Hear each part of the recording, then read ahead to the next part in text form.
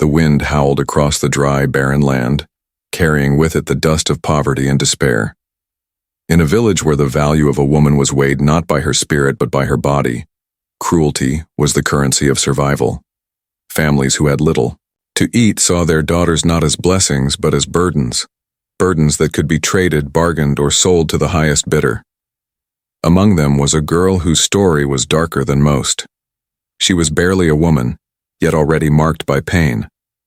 Her body was still fragile, still bleeding from the cruel aftermath of giving birth to a child she would never hold. No one remembered her name. No one cared to. In the eyes of the villagers, she was nothing but damaged goods, an unwanted reminder of a shameful past. Her parents, or what little family she had, did not see her suffering. To them, she was a mouth they could no longer feed, a soul they could no longer afford to keep. And so, with no hesitation, they led her to the marketplace, where lives were bought and sold under the scorching sun. The crowd gathered like vultures, circling prey. Men with hardened faces, their eyes sharp and hungry, stood shoulder to shoulder waiting for the auctioneer's call. Women hid in the shadows, some pitying her, others too afraid to intervene. The girl's legs trembled as she was pushed onto the wooden platform, her torn dress barely clinging to her thin frame. The wounds of childbirth had not yet healed, but her dignity was stripped away all the same. The auctioneer raised his voice, announcing her like she was cattle. Young, barely touched by life, strong enough to serve, who will start the bidding? Laughter erupted from the crowd. Some men called out cruel jokes, others shouted numbers, their coins clinking as they waved them in the air. Every sound struck her like a whip, each bid cutting deeper into what little hope she had left. Her eyes darted around, desperate, searching for an escape that did not exist. She remembered the child she had lost, the cries that had faded before they began. She remembered the pain of being abandoned by the very people who should have protected her, and now she was to be sold like an animal, her fate sealed in the hands of strangers. But just beyond the laughter and the jeers stood a man who did not belong. His hat shaded his eyes, his coat worn from years of hard work under the sun. He was not shouting, not laughing, not jostling for a better view. He simply watched. His presence was calm, steady, and in that sea of greed, almost out of place. The girl did not notice him at first. Why would she? She expected no savior, no kindness, no rescue from the nightmare that her life had become. But as the bids rose and the cruelty around her deepened, the man finally stepped forward, and with a voice quiet but firm, he placed a bid that would change her life, forever. The crowd went silent for a moment, surprised by the calm, but steady bid that cut through the noise. The auctioneer, a stout man with a greedy grin, squinted to see who had spoken. From the shadows stepped the rancher, broad-shouldered, weathered by the sun, his boots carrying the dust of countless miles. His bid was not the highest, not even close. Others laughed at the number, mocking him for daring to enter a game dominated by wolves. "Is that all you've got, old man?" One of the bidders jeered, spitting into the dirt. Another raised the stakes, slapping a handful of coins into the auctioneer's hand. The crowd cheered, the girl flinched, and the auctioneer looked ready to close the deal. But the rancher did not back down. He didn't shout, didn't wave his money like a trophy. Instead, he spoke again, low, firm, certain. Another bid. Higher. "Enough to turn heads," the crowd murmured. Who was this man? Why waste so much coin on a broken girl? She wasn't young enough to fetch a fortune, not healthy enough to work like a mule. Most men saw her as little more than a wounded animal, yet here was a rancher willing to pay more than anyone expected. The girl felt her stomach twist. Fear clawed at her chest. To her, every raised bid meant only one thing: another man willing to own her. She kept her eyes on the ground, too afraid to meet his gaze, too exhausted to hope that his intentions were any different from the rest. The auctioneer's excitement grew. Money was money, and greed made his voice rise louder with every number. "Sold to the rancher," he finally declared, slamming his hand down as if he'd struck gold. The crowd erupted in mixed reactions, some cheering, some cursing, some whispering doubts about the rancher's sanity. He ignored them all. When the girl was shoved down from the platform, she stumbled, nearly collapsing onto the dirt. Her legs barely held her weight, and the taste of shame burned in her throat. She expected to be dragged, perhaps struck, maybe worse. But instead a hand reached out, steady, calloused, strong. She flinched, shrinking away, but the rancher didn't force her. He simply held his hand there, waiting. After a long, trembling pause, she let him guide her up. The journey away from the marketplace felt endless. Each step was filled with dread.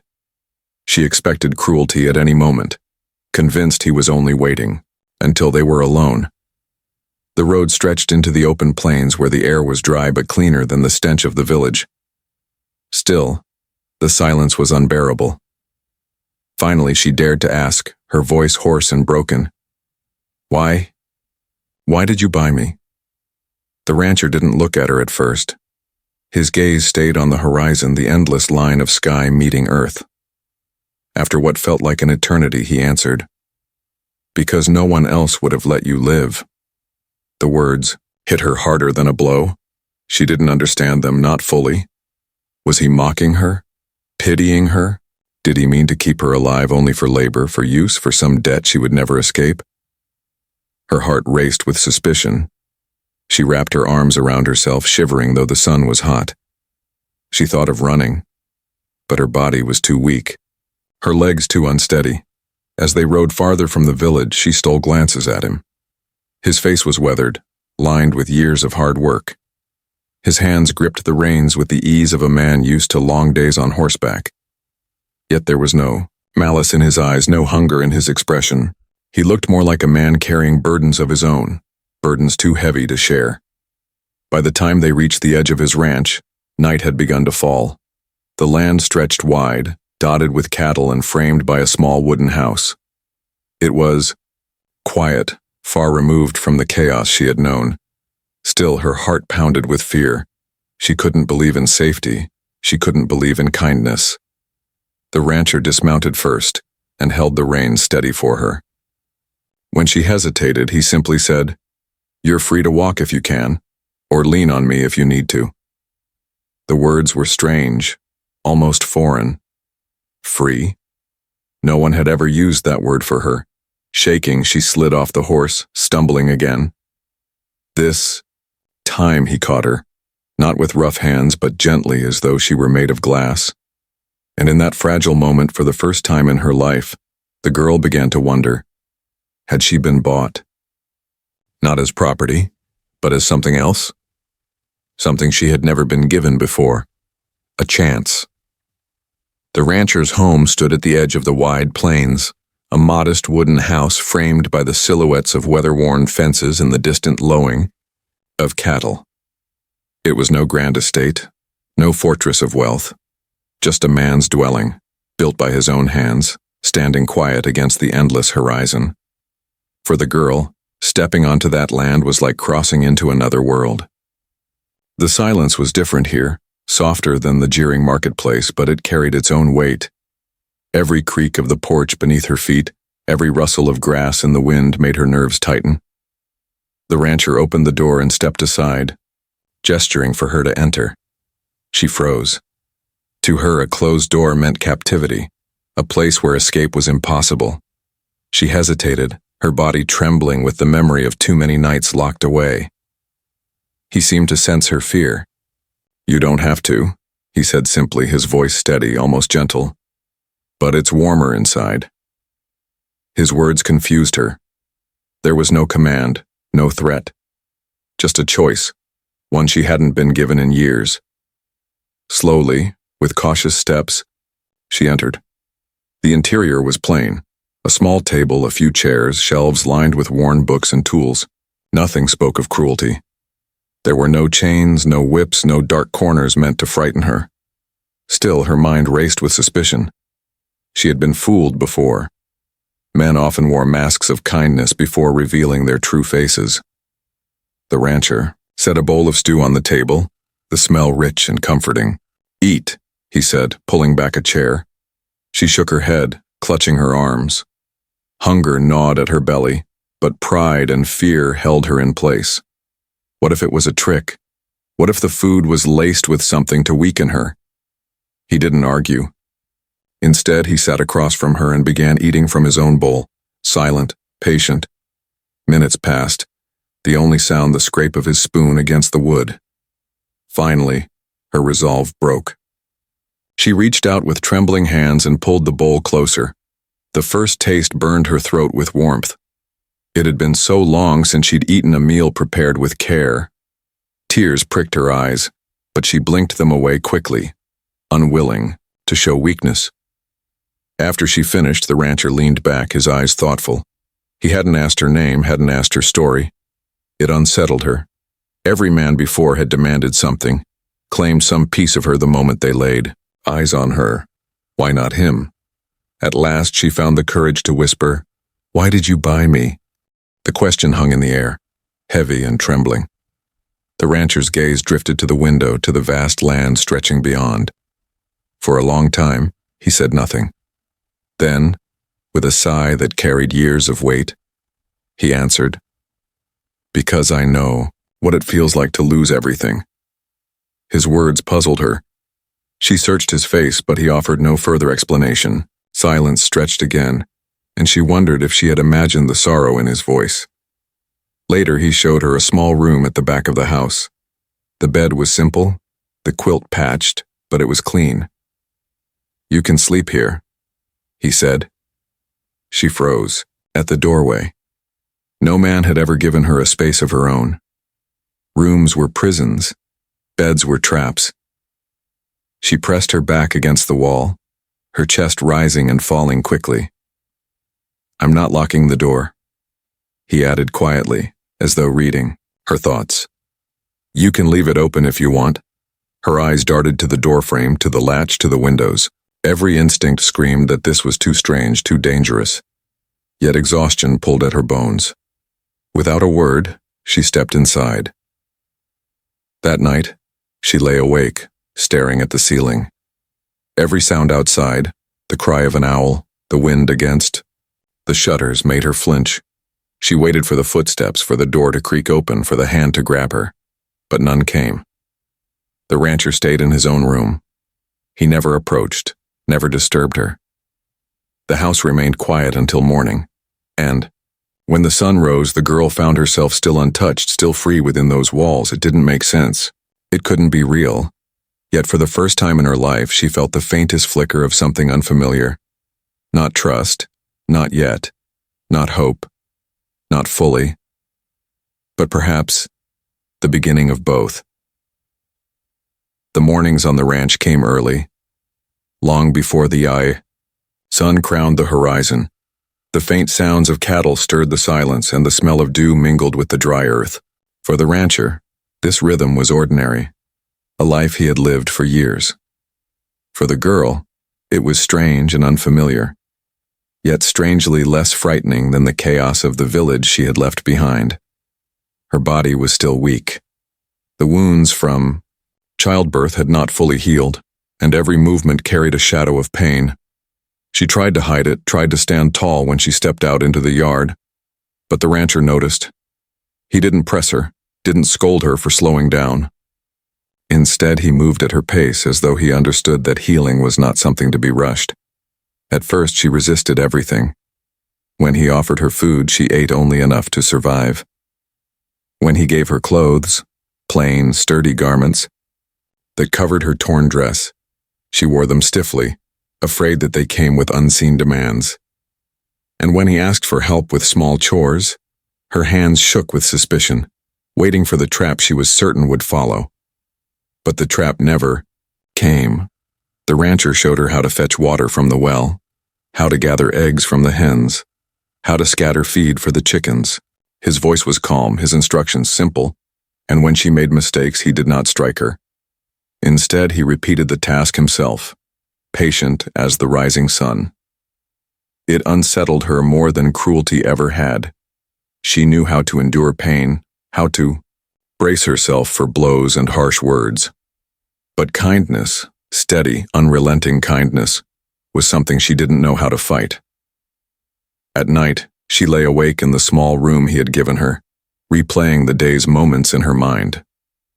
Every act of decency from him felt like a puzzle she could not solve. Why had he bought her if not to use her? Why spend his coin only to let her rest, eat, and heal? It didn't make sense. And yet slowly, the walls she had built around herself began to crack. One morning, as the rancher worked to repair a fence, she watched from a distance. His movements were practiced, deliberate, each strike of the hammer echoing in the still air. She found herself studying the lines of his face, the tired eyes, the set of his jaw, the silence he carried like an old wound.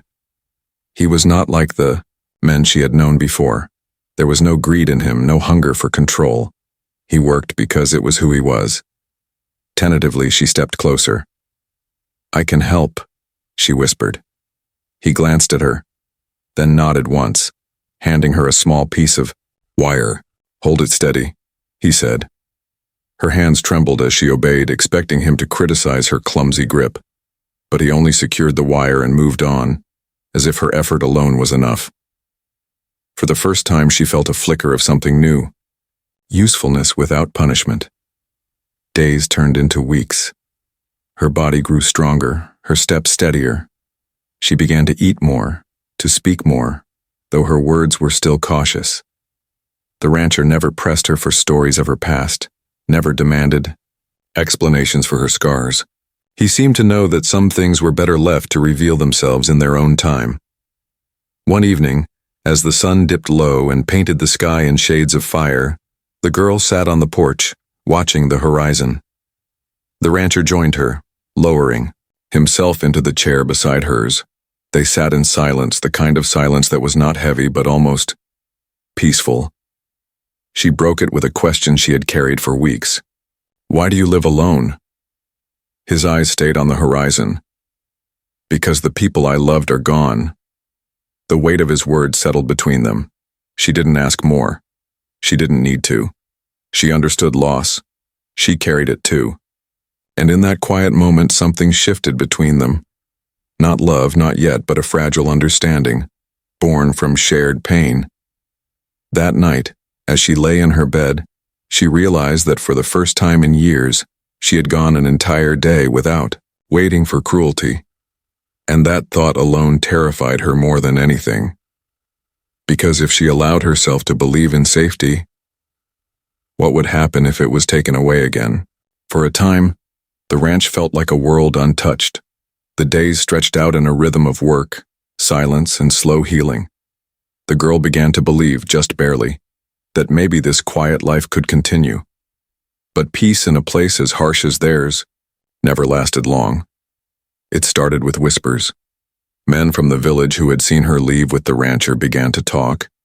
To them, her absence wasn't a story of rescue, but of scandal. Some mocked the rancher for spending his coin on a useless girl. Others speculated, their laughter cruel, about what he did with her behind closed doors. Word traveled quickly, faster than dust across the plains, until the whole town seemed to know. One morning, as the rancher rode into town for supplies, he felt the stares. Men leaned against posts, their grins sharp. Women turned their faces away, murmuring behind hands. The shopkeeper who once greeted him warmly now gave him a look of pity mixed with judgment. "You're a fool," a man sneered as he passed. "Buying damaged goods. Should have left her where she belonged." The rancher's jaw tightened, but he said nothing. He was a man who knew the value of silence, but silence didn't stop their words from cutting deep. Back at the ranch, the girl noticed the change in him. He was quieter than usual, his shoulders heavier. She didn't ask why. Fear still kept her questions locked away, but she sensed it had something to do with her. That night, she overheard voices outside. 2 men from the village had ridden out, their voices carrying across the yard. "You can't just keep her," one shouted. She was sold. She belonged to the crowd. You don't get to make her free. The rancher stood firm, his silhouette tall against the fading light. "I paid for her," he replied evenly. "She's mine to protect." "Protect?" The man spat. "That's not what girls like her are for. You know that." Anger surged in the girl's chest, hot and sharp. She wanted to scream, to tell them they were wrong, but fear held her tongue. She watched from the shadow of the doorway as the rancher's voice grew colder. "She belongs to no one," he said. "Not anymore." The men cursed, threatened, and finally rode off, their laughter echoing in the night. But their words left a scar. The girl knew they would not stop. Days later, when she accompanied the rancher into town for the first time, the hostility became her own burden. Whispers followed her every step. Women sneered, pulling their children away. Men looked at her with either mockery or hunger in their eyes. At the market stall, one man leaned close, his breath foul. "So this is the prize, huh? How much for a turn?" The rancher's fist struck faster than the girl could blink. The man hit the ground, groaning, while the crowd gasped. The rancher's voice cut through the silence, low and dangerous. "She is not for sale. Not now, not ever." No one challenged him further, but the message was clear. The world outside the ranch would never let them live quietly. The girl's presence had become a spark, and men driven by greed and cruelty would not let that spark die without trying to smother it. That evening, as they rode back home, the girl sat in silence. Her heart was torn between fear and something she couldn't yet name. She had seen him stand up for her, fight for her dignity when no one else ever had, but she also knew it painted a target on his back. When they reached the ranch, she finally spoke, her voice small but steady. "They'll come back." The rancher nodded once. "I know. Why risk it? Why not just send me away?" He stopped, walking, turning to meet her eyes.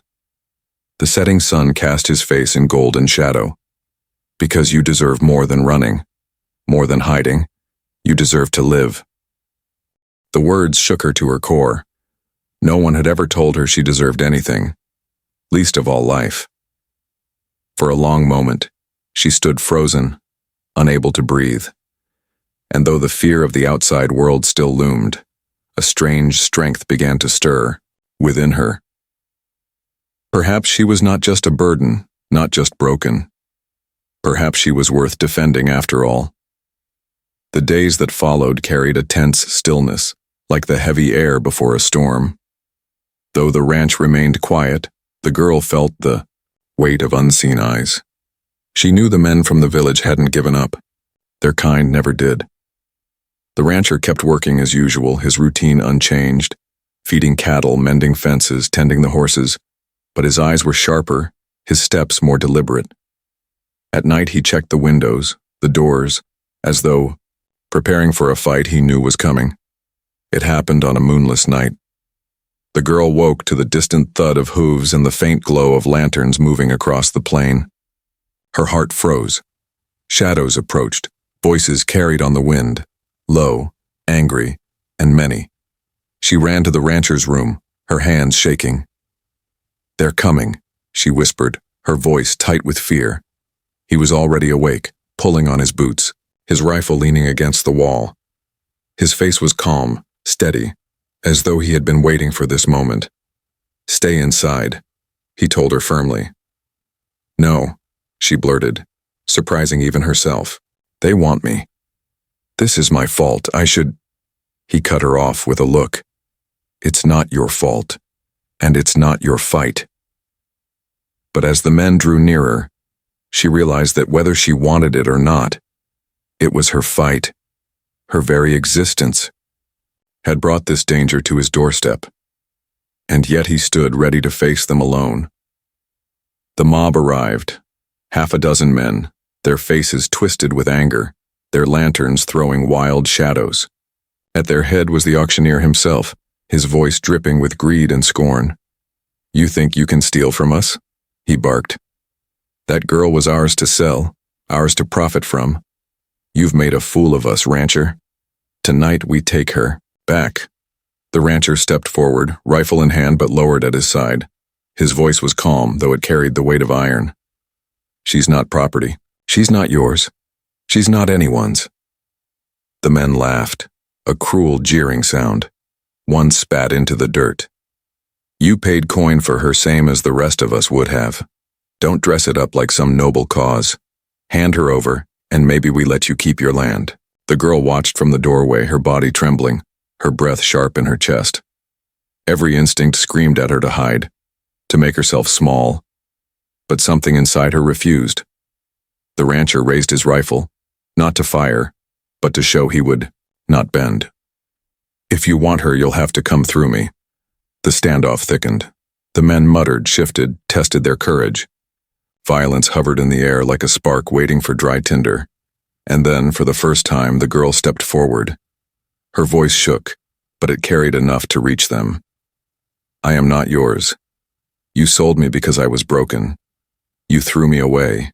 But he," she motioned to the rancher, "he gave me a life when none of you would." The men turned, sneers twisting into surprise. They hadn't expected her to speak. They hadn't expected her to stand at all.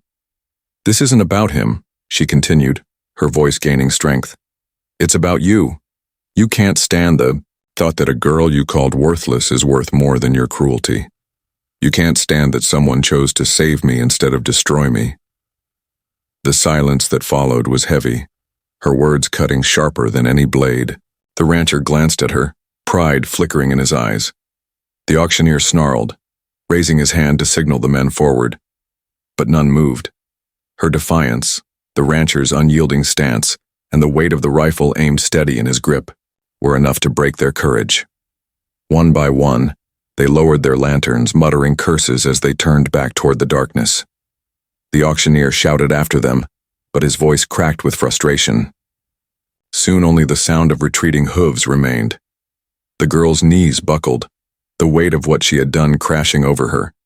She expected anger, scolding, maybe even disappointment for disobeying the rancher's order to stay inside. Instead, he steadied her with gentle hands. "You were brave," he said quietly. Her throat tightened, tears welling in her eyes. For the first time, she understood. He had never wanted to own her, never wanted to break her.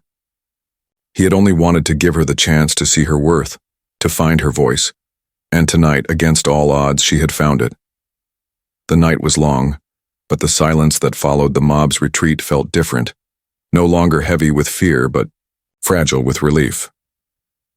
The girl sat on the porch, wrapped in a quilt the rancher had laid over her shoulders. Her body still trembled from the confrontation, but her heart beat with something new. The knowledge that she had stood, spoken, and not been silenced. The rancher moved about quietly, checking the fences, ensuring the mob wouldn't return under cover of darkness. When he finally returned to the porch, he sank into the chair beside her with a tired sigh. His face, lined with age and burden, softened as he glanced at her. "You spoke well tonight," he said, "stronger than most men I've met." Her throat tightened. "I didn't feel strong. I felt terrified." "That's the only kind of strength that matters," he replied. "Doing what's right when you're afraid." For a while they sat in silence, the quilt snug around her. The stars spread wide above them. The girl thought of all the nights she had spent locked away, all the times her voice had been ignored, all the moments when she had believed she was nothing more than a burden. Tonight had changed that, not just because she had been defended, but because she had defended herself. Morning came slowly, painting the plains in pale gold. When she stepped outside, she saw the land stretching endlessly, open and free. It struck her then. This ranch, this house, this man, they had given her something she never imagined she would have, a choice. The rancher saddled his horse, preparing to ride into town again. She felt panic at the thought of him going back to the people who despised her, who mocked him for protecting her. "They'll keep coming," she whispered. "They'll never let me be free." He paused, looking at her with calm certainty. "Freedom isn't given by men like them. It's something you claim, and once you do, no one can take it." The words settled deep in her chest. She had lived her whole life believing freedom was a dream for other people, not for someone broken like her. And yet here she was, standing on a piece of land where no one had chains on her, where her name might one day matter again. That evening, she found herself at the edge of the ranch, staring out at the horizon. The thought came unbidden. She could leave. The door wasn't locked, the road stretched far and wide. She could disappear into the world, build a life on her own. For the first time, it was truly her choice. But when she turned back, she saw the rancher repairing the barn, his movements slow but steady. He looked up, catching her gaze, and gave a small nod. Not a demand, not a plea, just an acknowledgement. The decision was hers. She walked back toward the house, her steps lighter than before. Inside, she began to help prepare supper, not because she had to, but because she wanted to. The rancher noticed, but he didn't comment. He simply allowed her presence, the silence between them filled with unspoken understanding. Days turned into weeks, weeks into months. The town still whispered, but their voices no longer carried power. The men who had once tried to claim her stayed away, unwilling to challenge the rancher again. Slowly, the noise of cruelty faded into the background, and life settled into its quiet rhythm once more. The girl, no, the young woman she was becoming, learned to read from the books on his shelves. She learned to ride a horse, to mend fences, to work the land. Each new skill was a thread, weaving a life she never thought she'd have. And though she never forgot the pain of her past, it no longer defined her. What defined her now was the strength she had found, the courage she had claimed, and the future she could finally imagine. One evening, as the sun dipped below the plains and painted the sky in fire, the rancher sat beside her on the porch once more. He didn't speak, but he didn't need to. The peace between them said enough. For she knew now that he hadn't bought her to own her. He had bought her to give her what no one else would: a life, a voice, and most of all, a chance.